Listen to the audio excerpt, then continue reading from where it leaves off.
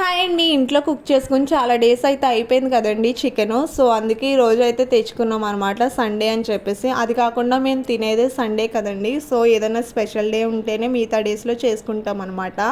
అది కాకుండా మేము ఊర్లని అవన్నీ తిరుగుతా ఉన్నాం కదా! ఏదో ఒక పని మీద. సో, అందుకే మే మొత్తం అయిపోయింది. 1 మంత్ అయిందనమాట నేను కుక్ చేసి. బయట తిన్నాం కానీ నాకు అంత టేస్ట్ అనిపించలేదు. ఇంట్లో చేసిన దానికి, బయట చేసేదానికి చాలా తేడా ఉంటది. ఎందుకో తెలీదు, నాకు బయట అంత తినబుద్ధి అవ్వదు.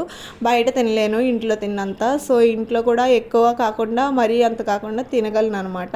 సో, ఈరోజు మా ఇంట్లో స్పెషల్స్ వచ్చేసి bagara rice, chicken curry, chicken fry అయితే చేశాను. గ్రేవీలాగా చాలా బాగా వచ్చిందండి చికెన్ కర్రీ నిజంగానే. రెసిపీ కావాలండి కామెంట్ చేయండి. ఫ్రై కూడా చాలా బాగుంది, బాగా కుక్ అయిందనమాట, మెత్తగా ఉడికింది.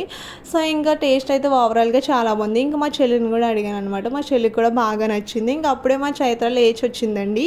చూడండి అసలు నాతో మాట్లాడట్లేదు, కసిరాను అనమాట. అన్నం తినమంటే తిన్నన్నదని చెప్పేసి ఒక చిన్న మాట అన్నందుకు ఎలా అలిగి కూర్చుందో చూడండి. అసలు కూడా మాట్లాడట్లేదు. పిలుస్తున్న చైత్ర చైత్ర అని కూడా పలకట్లేదు అనమాట. సో, చివరికైతే పలికింది. ఈ వీడియో అంతే. వీడియో నచ్చితే తప్పకుండా సబ్స్క్రైబ్.